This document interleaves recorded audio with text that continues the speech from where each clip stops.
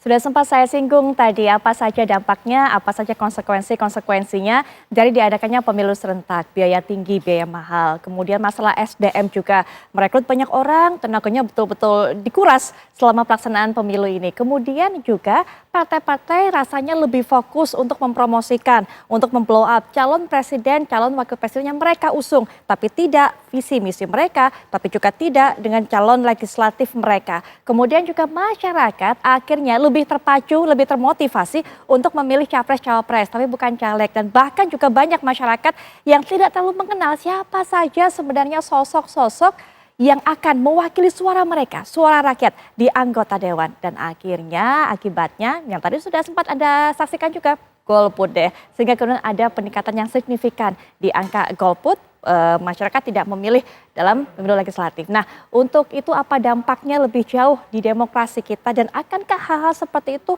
terulang kembali? Kita akan dengarkan bagaimana pandangan dari pengamat politik Mas Henry Satrio. Assalamualaikum warahmatullahi wabarakatuh. Waalaikumsalam warahmatullahi wabarakatuh, Mbak Putri. Sehat Baik, ya? Alhamdulillah sehat. Alhamdulillah. Selain Mas Henry Satrio juga sudah hadir bersama saya Mas Nyarwi Ahmad yang juga akan memberikan pandangannya selaku pengamat komunikasi politik juga. Assalamualaikum warahmatullahi wabarakatuh. Salam, Mas Nyarwi, Putri. gimana kabarnya Mas Nyarwi? Sehat juga? Alhamdulillah sehat, Putri. Baik, Mas Henry dan juga Mas Nyarwi menemani saya di studio tapi juga sudah hadir secara virtual tentunya untuk bisa memberikan pandangannya juga kepada kita dari Perludem Mbak Titi Anggraini. Assalamualaikum warahmatullahi wabarakatuh. Selamat malam.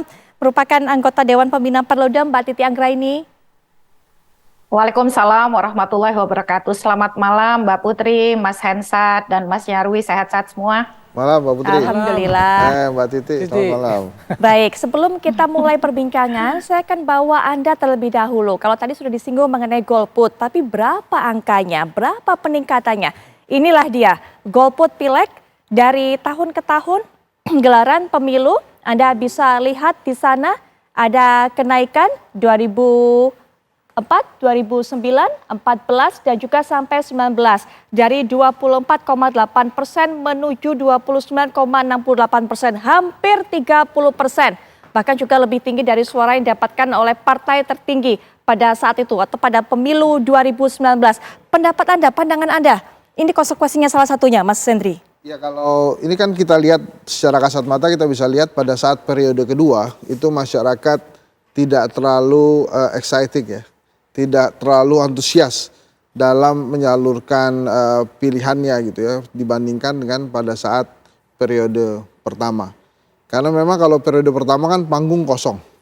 Jadi seru nih.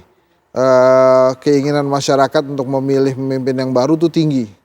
Dan level untuk berubah ke arah yang lebih baik juga tinggi gitu. Sementara kalau pada saat periode kedua atau putaran kedua, periode kedua lah ya kita sebutnya, itu kan petahana ikut biasanya. Yeah. Nah rakyat nih, ini yang menang udah pasti petahana nih kalau gitu nih. Gitu ya, karena di beberapa pemilu, kecuali tahun 2004 ya, itu petahana menang terus tuh. 2009 kan Pak SBY menang. Kemudian 2019 juga Pak Jokowi menang. Jadi pada saat ada petahana yang ikut, keinginan masyarakat untuk memberikan suara tuh agak kecil. Karena entah percaya atau tidak terhadap kejujuran dari pelaku atau penyelenggara pemilu, atau memang masyarakat ini sudah melihat biasanya kalau petahana ini susah dikalahkan. Kalau nggak kalahnya KO banget gitu ya, susah dikalahkan. Kalau cuma menang-menang angka aja nih si calon lawannya nih mudah lah dikalahkan itu oleh si petahana. Maka kita lihat dari datanya itu terjadinya begitu tuh. Baik, itu golput untuk calon legislatif. Kemudian untuk pilpresnya atau memilih presidennya justru ada penurunan. Artinya sebenarnya dalam pemilu serentak ini orang lebih ke-trigger, lebih termotivasi untuk milih presidennya, untuk terlibat daripada milih kemudian anggota legislatifnya. Iya, kalau memang pemilihan presiden dengan pemilihan anggota legislatif beda tuh. Parpol tuh beda dengan presiden. Orang memang lebih senang pilih presiden karena memang ada peran media juga di sini lebih sering untuk melakukan kampanye tentang presiden, dan acara atau menuju ke RI1 itu kan berkali-kali diselenggarakan oleh KPU ya. Debat terbuka itu ya. Ada debat terbuka, kemudian si calon-calonnya ini lebih ke person gitu ya. Sementara kalau partai politik kan orangnya banyak dan yang divisualkan itu biasanya kalau nggak ketum logo partainya. Jadi otomatis lebih rumit di dalam pileg dibandingkan pilpres, sehingga orang tuh lebih exciting pilih si pilpresnya. Makanya ada harapan dari partai-partai politik itu untuk mendapatkan efek ekor jas ya dari si calon-calon presiden yang didukung. Sayangnya memang tidak terlalu sering juga nih efek ekor jas berpengaruh ke setiap partai. Biasanya partai-partai tertentu saja dan tergantung dari periodenya. Misalnya PDI Perjuangan ya yang mengusung Pak Jokowi gitu ya. Itu di periode pertama, artinya periode pertama presiden itu bisa 4%-an. Tapi begitu periode kedua, kotel efeknya Pak Jokowi untuk PDI Perjuangan hanya 0,38%. Nah, memang ada beberapa partai politik yang mendapatkan kotel efek langsung, misalnya Gerindra. Karena Pak Prabowo-nya presiden, wakil presidennya juga dari Gerindra, maka otomatis dia naik. Tapi kalau hanya mendukung saja, tidak mengusung, itu biasanya kurang terasa juga. Kurang terasa. Betul. Kecuali waktu itu misalnya kayak Nasdem. Nasdem kan ngusung Pak Jokowi dari pertama. Itu terasa tuh, dari awal dia udah jualan Pak Jokowi. Jadi pada saat pileg terasa ininya terasa efeknya. Nah, memang sih si partai politik ini berusaha untuk meningkatkan elektabilitas dia gitu ya. Macam-macam caranya. Bisa undang orang terkenal sebagai caleg gitu ya, ada artis jadi caleg, tapi yang harus diwaspadai oleh semua partai politik, jangan sampai gara-gara ingin mengejar elektabilitas mereka hanya menjadikan atau mengubah partai politik yang penuh idealisme ini harusnya ada ideologis yang diperjualkan hanya menjadi sekedar organisasi pengumpul suara. Nah, kalau cuma jadi organisasi pengumpul suara, akhirnya strateginya strategi pragmatis tuh. Yang penting dapetin suara. Ada caleg yang maju dari dua partai, ya udah deh yang penting caleg yang dipilih gitu juga belum tentu kompeten, yang penting ngetop gitu kan. Ngetop dulu sehingga suaranya dipilih. Itu kalau partai politik sudah mengubah dirinya menjadi organisasi pengumpul suara saja. Baik, untuk meningkatkan elektabilitas, Mas Nyarwi, partai politik menggunakan berbagai macam cara gitu kan. Tapi kemudian yang di blow up itu justru adalah capres pilihannya, bukan caleg-calegnya. Nah, ini yang kemudian membuat masyarakat juga banyak akhirnya yang ketika ditanya gak terlalu kenal partainya atau tidak terlalu tertarik, cuek aja dengan partainya termasuk caleg-calegnya. Gaya komunikasi seperti apa yang harusnya dilakukan oleh partai-partai ini? Ya, yang kita lihat ya Putri, sebenarnya ada overall ya, ada peningkatan lah ya. Adaptasi model komunikasi maupun marketing politik partai. Tetapi saya lihat ini nggak maksimal ya, tidak disusun dengan strategi yang bagus lah ya. Selain tentu ada arena yang berbeda antara arena sosok kandidat misalnya capres itu sendiri dengan juga arena partai politik kan gitu. Nah ini saya bahas satu-satu ya. Begini, idealnya gitu contoh ya, partai itu kan dia berhadapan dengan pasar politik juga, pemilih kan gitu. Nah, institusi yang dipasarkan itu kan institusi partai politik tentu saja ya. Nah, kalau institusi partai politik sederhana saja, dia brandingnya apa misalnya?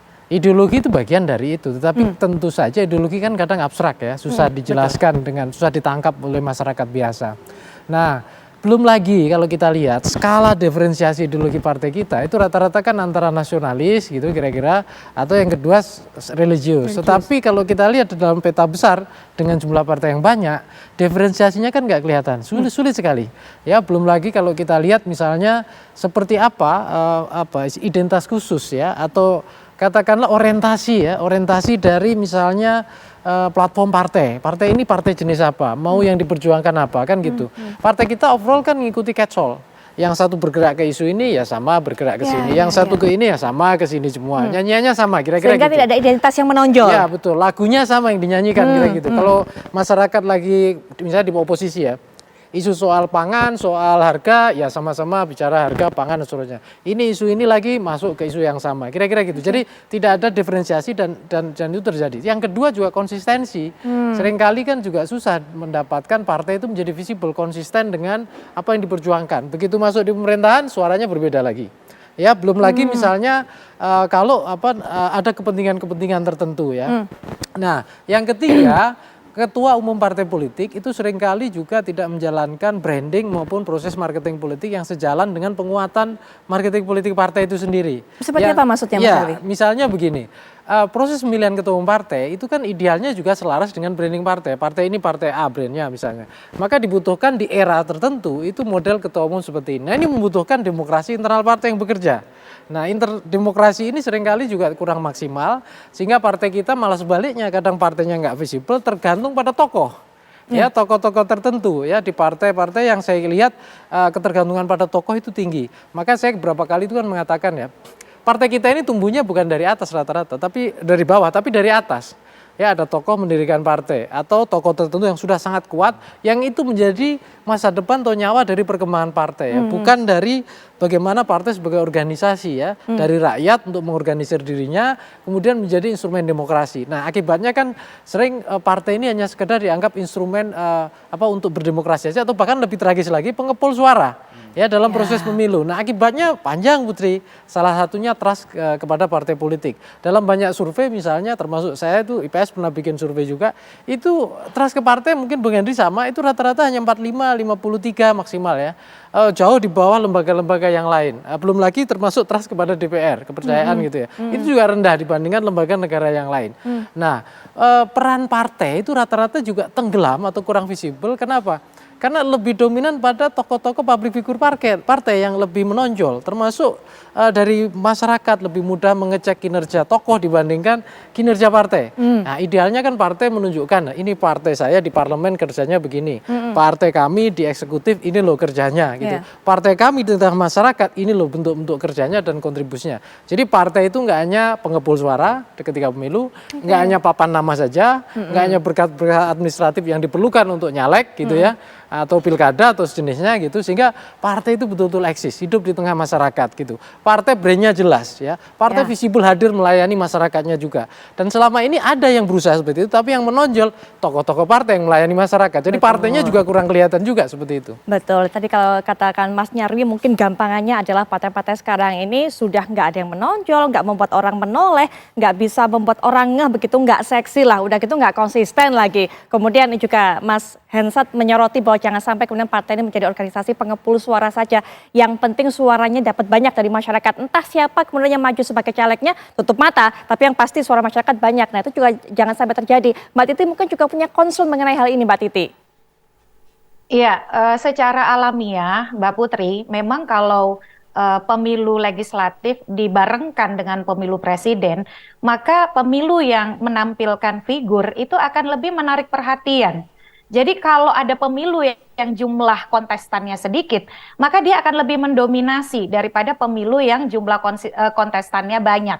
Dalam hal ini pemilu legislatif itu kan tidak bisa hanya dilihat partai, tetapi juga ada kandidat. Nah, sementara kandidat itu banyak ratusan. Sementara kalau calon presiden, wakil presiden itu kan sejak 2014 hanya 2 pasangan calon. Jadi otomatis secara alamiah intensi kepada calon yang lebih sedikit itu akan lebih dominan. Dan memang eksekutif itu selalu lebih menarik perhatian dibanding pemilu legislatif. Jadi kalau kita boleh evaluasi, sebenarnya desain keserentakan pemilu kita juga perlu dievaluasi. Pemilu serentak yang menggabungkan legislatif nasional dan legislatif daerah itu memang membuat kompleksitas kompetisi yang ketika hadir berbarengan dengan pemilu presiden, maka serta-merta pemilu presiden dengan aktor yang lebih sedikit itu lebih menarik perhatian.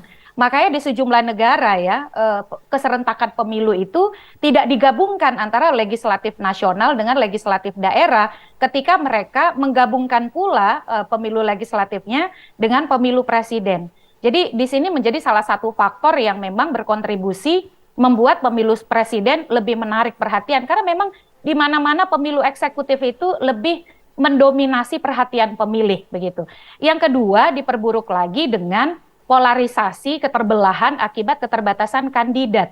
Saya kira kalau partai politik dibolehkan mengusung sendiri calon presiden dan wakil presidennya, maka identifikasi kepartaian itu akan lebih kokoh. Jadi misalnya setiap partai mendorong kader-kader terbaik mereka, maka figur eksekutif itu akan melekat pada partai yang mengusulkan dia. Nah, kalau sekarang kan agak susah, apalagi kalau calonnya itu berusaha berada di tengah-tengah, berdiri di atas semua partai yang mengusul dia gitu. Iya, iya. Nah, itu yang kemudian menjauhkan semangat menghadirkan kotel efek. Kan kotel efek dari pemilu serentak itu diharapkan pemilih akan memilih partai politik yang juga mengusulkan calon presiden yang dia pilih.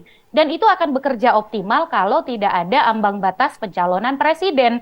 Sayangnya anomalinya kita pemilu serentak tetapi menyertakan ambang batas pencalonan presiden. Akhirnya capres yang diusung oleh koalisi pencalonan itu berusaha berdiri di atas semua partai. Dan partai pun kesulitan mengukuhkan eksistensinya. Nah, itu yang kemudian bertemu gitu, kompleksitas, lalu kemudian identitas kepartaian yang memang diperlemah karena koalisi pencalonan akibat ambang batas pencalonan presiden tadi, ya akhirnya atensi pemilih kita lebih banyak ke pemilu presiden ketimbang kemudian ke partai politik. Ditambah lagi desain kampanye kita memang tidak memberi ruang, misalnya debat antar pimpinan partai. Yang ada itu debat capres dan cawapres, tetapi uji gagasan di antara fungsionaris partai itu tidak difasilitasi oleh KPU. Kalau ada debat itu paling yang ngundang Mas Hensat, beberapa tokoh partai, tidak semua dari wakil partai bisa diundang misalnya. Tetapi yang difasilitasi KPU itu hampir tidak ada. Itu juga yang melemahkan posisi pemilu legislatif di dalam kontestasi pemilu presiden, Mbak Putri. Baik, adanya ruangan kemudian untuk para caleg ini, tokoh-tokoh dari partai politik ini untuk bisa menunjukkan idenya, gagasannya. Karena hingga sejauh ini kalau Mbak Titi catatannya adalah nggak dikasih ruang. Kemudian juga tadi Mas Nyarwi sudah katakan salah satu idenya juga adalah harusnya diperkuat, disampaikan seperti apa branding dari partai politik itu. Nah, adakah saran-saran lainnya apa yang harus dilakukan oleh partai, caleg, sehingga kemudian membuat orang ini juga fokusnya bisa teralihkan, nggak hanya fokus ataupun juga mikir masalah capres dan cawapres saja begitu. Karena begitu pentingnya caleg-caleg akan mewakili suara rakyat di gedung Dewan nanti. Nanti kita akan juga dengarkan bagaimana pandangan dari Mas Hensat, Mas Nyarwi, Mbak Titi kembali mengenai hal ini, tapi setelah jeda kami segera kembali. Jadi pemirsa, saat ini kami juga sajikan data-data kehadapan Anda elektabilitas partai politik peserta pemilu 2024 dari Lembaga Survei Nasional sejauh ini. Anda bisa saksikan angka-angkanya seperti apa sebenarnya elektabilitas dari partai-partai peserta pemilu. Dan semuanya ini masih di bawah angka golput 2019 yang sempat kami tayangkan tadi.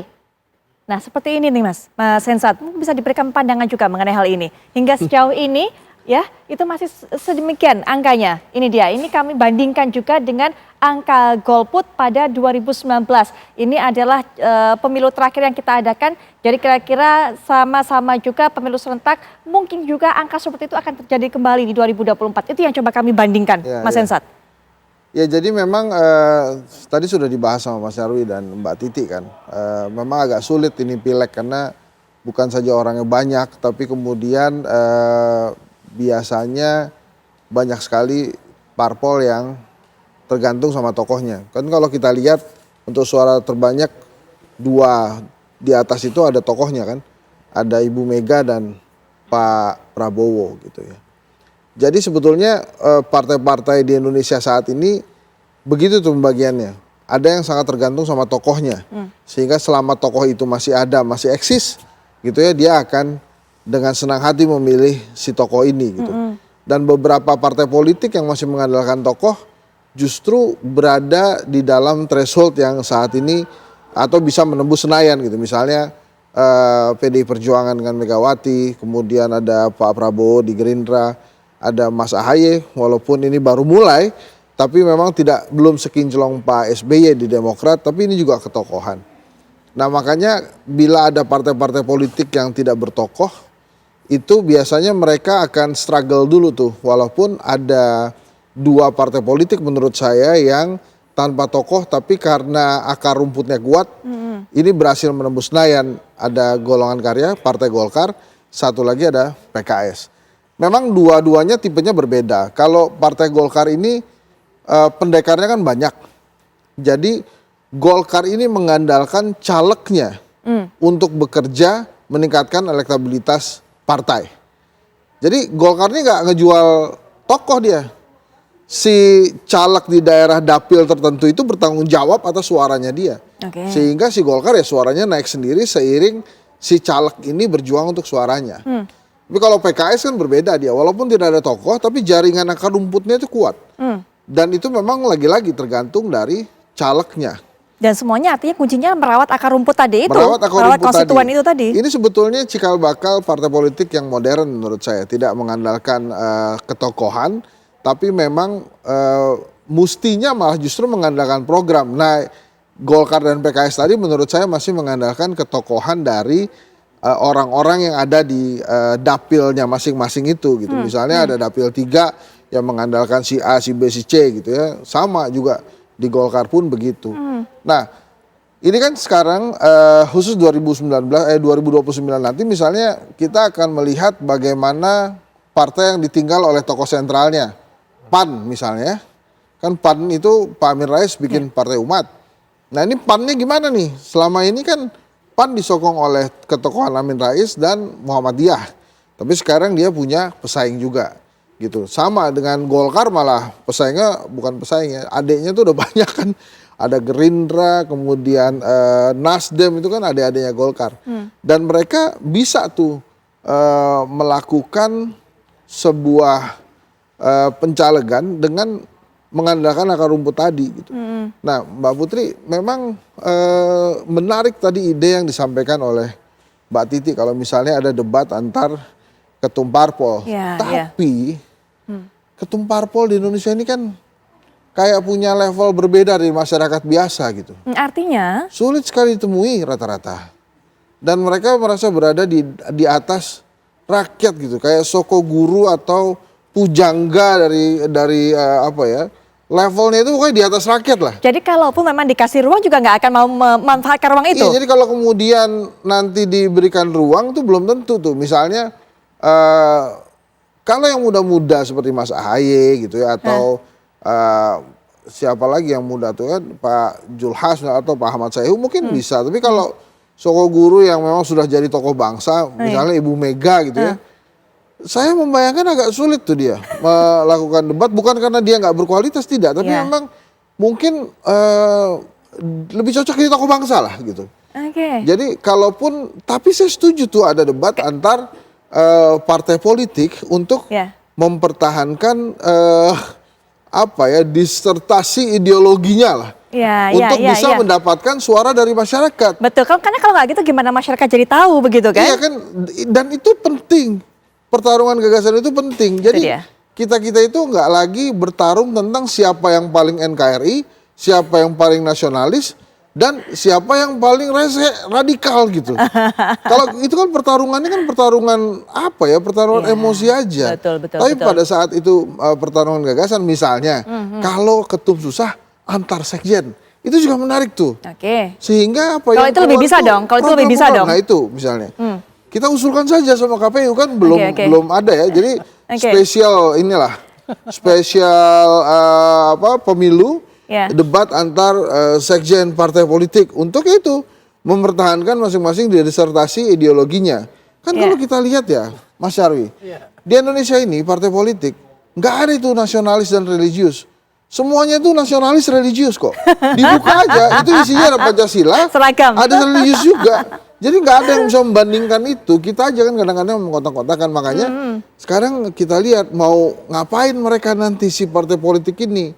Apakah hanya misalnya, oh partai politik saya tidak punya program. Tapi kita akan setia menjunjung presiden yang ada. Supaya suara si presiden juga kena ke kita. Pokoknya terserah apapun itu kita tegak lurus ke dia. Bisa juga begitu. Atau saking tidak punya tokohnya. Dia tegak lurus ke tokoh partai orang. Ya itu kan kalau udah dibuka dari awal, kelihatan tuh males banget nih milih partai yang begini nih. Gak punya ideologi tapi seolah-olah punya ide banyak, padahal nggak ada, kosong gitu misalnya. Itu dia Mas Hensat. Sudah waktunya masyarakat sekarang itu melihat tokoh-tokoh dari partai-partai bukan hanya sebuah sosok begitu, bukan hanya sebuah simbol. Kalau simbol ya logo dong ya. Tapi kemudian sudah bisa tahu masyarakat itu apa yang menjadi ide, apa yang menjadi gagasan dari tokoh-tokoh partai itu. Sejalan tadi apa semuanya, ini nyambung semua bertiga nih idenya. Kalau Mas Nyarwi katakan harusnya bisa branding, kemukakan dong ide-idenya. Kemudian Mbak Titi menambah, untuk itu harusnya dibuka ruang. Tapi kalau kalau kata Mas Reza ketika dibuka ruang belum tentu loh ketumnya mau. Nanti mungkin Mas Nyarwi bisa berikan pandangan mengenai hal ini, tapi kami bawa Anda terlebih dahulu untuk bisa mendengarkan pendapat dari masyarakat. Bagaimana di mata mereka soal elektabilitas partai, soal caleg yang tertutup popularitasnya dengan presiden dan juga wakil presiden. Bahkan ini kalau kita lihat perhatian dari masyarakat juga kurang. Benarkah seperti itu? Rekan kami Yohanes Leonardo akan mengabarkan untuk Anda. Silakan Yohanes Leonardo. Ya, selamat malam Putri dan juga pemirsa. Menarik menyambung dari diskusi menarik yang terjadi di studio pada malam hari ini. Saat ini saya sudah bersama dengan sejumlah masyarakat yang akan kami tanyakan sedikit mengenai apakah mereka mengetahui ataupun bagaimana pandangan mereka terkait pemilu 2024 yang akan berlangsung tahun depan nanti terkait pemilihan serentak antara presiden dan wakil presiden dan juga calon legislatif yang akan dilakukan secara serentak pada tahun 2024. Selamat malam Mas Madun. Selamat malam. Boleh sambil berdiri Mas? Oke, Mas Madun, jadi Mas sudah tahu belum kalau pemilu tahun depan itu akan serentak antara presiden dan wakil presiden dan juga calon legislatifnya? Iya, sudah tahu saya. Oke, karena sudah tahu, boleh dijelasin nggak Mas tanggapan Mas Madun terkait pemilihan ini apakah efektif atau tidak nih? Kalau menurut saya sih kurang efektif ya, karena pencalonnya juga banyak itu jadi pusing milihnya kita. Oke, calon yang banyak ini berarti calon legislatif atau calon presiden nih? Calon legislatif ya begitu. Calon legislatif, karena calonnya banyak tidak efektif, boleh dirinci nggak Mas? Tidak efektif seperti apa? Ya, jadi kita untuk masyarakat sih jadi memilihnya agak pusing gitu. Oke, jadi lebih paham, ini kan calon banyak yang lebih paham calonnya atau partainya nih? Kalau untuk kita sih dilihat dari calonnya gitu. Iya. Oke, jadi tahun depan akan nyoblos serentak, menurut Abang kurang efektif? Iya, menurut saya sih kurang efektif gitu. Oke, baik. Terima kasih banyak Pak Madun. Selamat kembali beraktivitas. Dan selain Madun yang baru saja kami wawancarai terkait ke pendapat mereka terhadap pemilu serentak yang akan bergulir pada tahun depan, pada tahun 2024 antara calon wakil presiden dan calon presiden beserta dengan calon legislatif. Saat ini saya juga akan mengajak Anda berbincang dengan salah satu warga lainnya yang ada di pelataran Stasiun Sudirman Jakarta Pusat untuk meminta pendapat mereka terkait apakah bagaimana pandangan mereka melihat fenomena ini. Selamat malam Pak Mursidi. Boleh sambil berdiri Pak. Iya. Sudah tahu belum Pak kalau pemilu tahun depan itu akan dilaksanakan secara serentak baik pemilihan presiden dan wakil presiden maupun juga calon legislatifnya?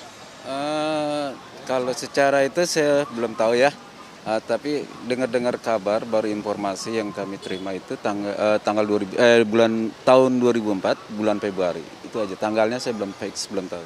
Oke, nah kalau begitu untuk tanggal yang sekarang kan jadi tahu nih kalau akan diadakan secara serentak tahun depan baik pemilihan presiden dan juga pemilihan calon legislatif atau DPR dan DPRD-nya. Nah tanggapan Bapak gimana dengan pemilihan yang dilakukan secara serentak di bilik suara yang sama di saat yang sama?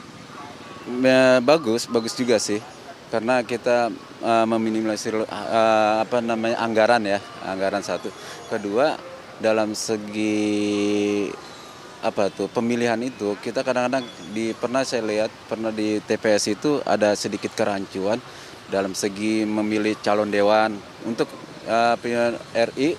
Mungkin ada beberapa pasang mereka pada kenal semua gitu. Untuk calegnya aja yang kita suka salah di situ. Oke. Suka salah pilih caleg ini maksudnya karena kebanyakan atau gimana, boleh dijelasin nggak Pak? Salah satunya ya memang ada banyak caleg dalam satu partai itu ya, satu. Kedua, dari segi penamaan juga itu terlalu kecil. Dua, ketiga itu gambar fotonya itu pun kita hampir nyaris nggak ketemu gitu. Wajah-wajahnya itu kadang-kadang sulit untuk apalagi kan banyak kan di usia-usia yang udah agak ya tua lah, nggak masih bisa. Dengan pandangan seperti itu mereka bingung gitu, memilih yang mana gitu kan. Dalam dewannya itu udah memperkenalan diri kepada masyarakat setempat dengan dapil-dapil yang dia tuju, udah disosialisasikan gitu. Tapi pada endingnya banyak kan masyarakat pada salah gitu. Banyak Pak Mursi, selamat kembali beraktivitas Pak. Ya pemirsa, dari Stasiun Sudirman sini memang ada beberapa masyarakat yang memiliki pendapat yang sedikit berbeda baik dari Mursidi maupun juga Madun, namun mereka hanya dua dari sekian banyak warga yang akan memilih siapa calon presiden dan calon wakil presiden tahun depan beserta calon legislatif yang akan dilakukan secara serentak pada tahun 2024 mendatang. Putri, saya kembali lagi ke Anda.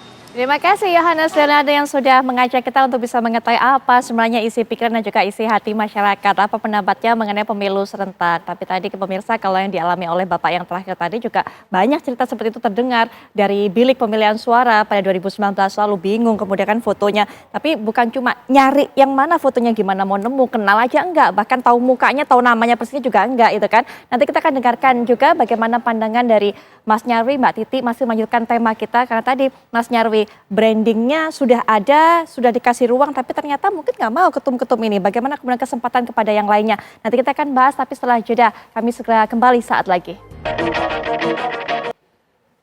Kita kembali lanjutkan perbincangan, Mas Nyarwi. Sulit itukah kemudian tokoh-tokoh partai ini untuk bisa mengkomunikasikan ide-idenya, gagasannya, dikesampingkan hal seperti itu? Yang penting itu tadi, bagaimana caranya mendulang suara tanpa perlu masyarakat ini tahu apa sih yang ditawarkan oleh partai-partai ini? Ya, kalau kita mau ngomong ideal ya, Putri ya, partai politik itu kan punya dua pekerjaan serius ya, tiga bahkan ya. Pertama, membangun partainya sendiri, mengelola menjadi lembaga yang solid, kuat, mapan di tengah masyarakat juga, sebagai lembaga politik di parlemen, di eksekutif, kalau dia punya wakil juga. Itu satu sisi ya. Sisi lain juga dia juga harus melayani masyarakat, kinerjanya menunjukkan gitu. Nah, yang ketiga itu yang paling dominan, yaitu apa? Merebut dalam pertarungan melalui suara pemilih kan. Makanya, tapi ini yang paling menonjol yang ketiga. Jadi ibarat apa, proses itu langsung apa, pengennya hasilnya ya. Nah, ini kadangkala juga begini. Tadi balik lagi soal diferensiasi, soal branding, positioning partai, kenapa itu sulit gitu ya. Karena sampai hari ini itu juga selain apa, internalisasi kelembagaan partai politik kita lemah, itu saya lihat juga tidak ada demokrasi, apa, tidak berkembang lah demokrasi internal di dalam partai. Ada yang lucu sebenarnya, contoh ya, visibilitas partai kita kan termasuk juga rendah overall ya, dibandingkan apa, misalnya capres ya, dalam banyak survei juga itu terpotret ya, termasuk kayak tadi data golput itu kan tinggi ya, lebih tinggi dari perolehan partai tertinggi sekalipun Itu ya. Itu terus kemudian kalau kita lihat yang lain juga hampir sama gitu, termasuk ke transfer partai dan seterusnya.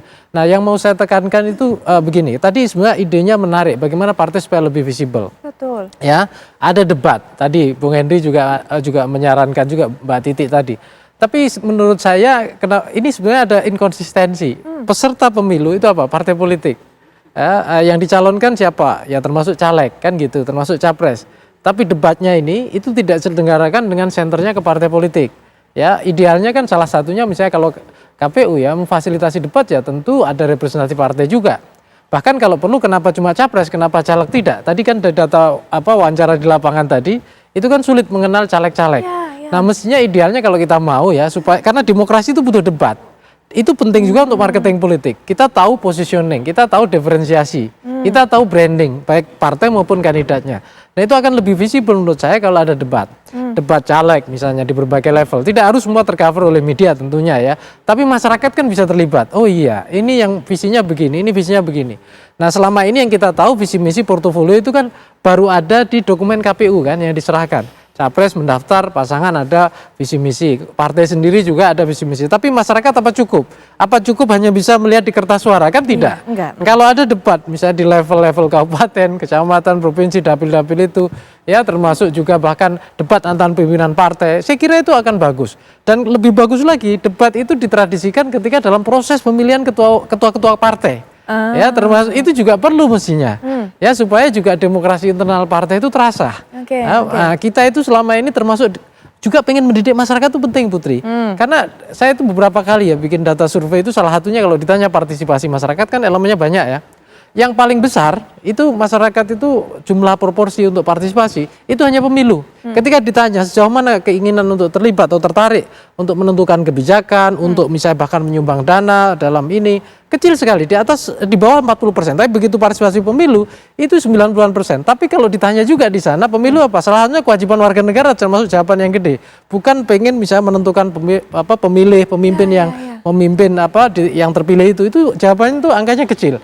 Artinya masyarakat itu juga perlu dilibatkan secara emosional sehingga someday suatu saat itu kepemilikan dia terhadap partai politik, preferensi dia itu juga menguat gitu. Jadi masyarakat seperti ini hanya memenuhi syarat aja ya, yang penting nyoblos sebagai ya syarat gitu kan. Yang kita saksikan demokrasi kita kelasnya masih seperti itu kan gitu. Ya kan kadang-kadang kita mesti sadari juga sebagai rakyat kita itu dicari negara 5 tahun sekali jam 5 sampai jam 7 sampai jam 12 itu untuk nyoblos tuh. Kalau belum nyoblos cariin sama Pak RT itu kemana. Selebihnya tuh kita dilupain biasanya. Oke, Mbak Mudah-mudahan Titi. saya salah nih. Ya, Mbak Titi juga mungkin pandangannya penutup dalam perbincangan kita malam hari ini, Mbak Titi. Apalagi tadi Mbak Titi sudah melontarkan ide, tapi kemudian Mas Hensa mengatakan sangat oke memang idenya. Tapi kemudian kalau masalah ketum yang ketemu, mungkin banyak juga ketum yang menolak walaupun diberi ruang seperti itu, Mbak Titi. Ya, pertama tantangan kita di 2024, Mas Hensat dan Mas Nyarwi ya, itu akan lebih besar. Karena kenapa? Masa kampanye kita cuma 75 hari loh. Ini dengan kontestasi yang sangat kompleks, sangat kompetitif, dinamis. Tapi sekarang ini mereka belum boleh kampanye, hanya boleh itu sosialisasi politik. Walaupun aktivitas sosialisasi politik ya kampanye juga begitu. Tetapi yang formal itu kan tidak tersedia hari ini. Di ruang-ruang yang lebih terbatas, ruang-ruang yang lebih sempit. Nah, di mana kita bisa mengisi itu? Sebenarnya KPU itu bisa punya peran. Minimal misalnya sosialisasi, diseminasi, soal platform partai, ADART, visi misi partai, itu bisa dilakukan masif oleh negara melalui KPU. Tapi kan kita juga tidak melihat ikhtiar itu hari ini. Jadi di 75 hari itu ya saya kira disitulah ruang-ruang akan berlangsung. Nah sayangnya itu kan sangat sempit. Yang kita khawatirkan adalah sudah waktunya sempit, nanti jalan pintas yang dipilih, menyebarkan hoax, hegemoni identitas atau jual beli suara. Nah itu juga yang menjadi momok tersendiri, yang mengurangi tadi ya identifikasi status kepartaian yang mau tidak mau akhirnya tambah lemah. Yang kedua sebenarnya ada yang lebih kasihan. Kalau partai itu masih dibincangkan lah, apalagi di tengah proses membangun koalisi pencalonan pilpres. Tetapi ada yang betul-betul jadi anak tiri nih di pemilu serentak kita. Siapa? DPD. DPD itu bayangkan Mbak Putri, invalid votes-nya atau suara tidak sah di pemilunya itu 29 juta loh, setara dengan 19%. Bayangkan orang pergi ke TPS, nyoblos, tapi nyoblos DPD-nya tuh salah. Padahal suara DPD itu ada foto, ada nomor urut. Artinya apa? Masyarakat memang tidak peduli dengan DPD begitu. Atau kemudian tidak menganggap penting. Nah ini yang kemudian saya kira KPU harus punya strategi untuk mengambil pilihan-pilihan bijaksana sehingga suara rakyat itu menjadi berharga. Yang kedua, tidak mungkin bisa punya sistem presidensil yang kuat kalau parlemennya lemah, kalau parlemennya dikooptasi malah justru misalnya oleh eksekutif. DPD-nya lemah. Nah, hal-hal seperti itu memang harus menjadi bagian dari pendidikan politik yang dilakukan oleh KPU untuk tidak hanya peduli pada pilpres, tetapi juga peduli pada pemilu legislatif. Nah, yang terakhir saya kira tadi ya partai politik itu harus hadir dengan cara-cara yang lebih konkret. Nah, soal misalnya pilihan-pilihan untuk hadir dengan figur-figur yang betul-betul bisa dilihat oleh masyarakat, bukan hanya hal-hal yang simbolik. Berpenampilan ala Gen Z begitu ya, tetapi tidak menampilkan esensi kepartaian itu sendiri. Jadi apalagi pemilih kita ini Mbak Putri, 50,8%-nya adalah pemilih berusia kurang dari 40 tahun. Itu bisa menjadi peluang pendekatan yang lebih substantif. Tidak bisa lagi kita bicara hal-hal yang sifatnya simbolik. Mudah-mudahan ini bisa menjadi evaluasi bersama ya, terutama dorongan bagi KPU. Karena sosialisasi KPU soal peserta pemilu itu saya kira sangat minim ya. Saya sedikit sekali mendapatkan informasi atau diseminasi terkait di mana bisa mengakses visi misi platform partai. Kalau saya kan tahu bisa cari sendiri, tapi masyarakat kita kan tidak.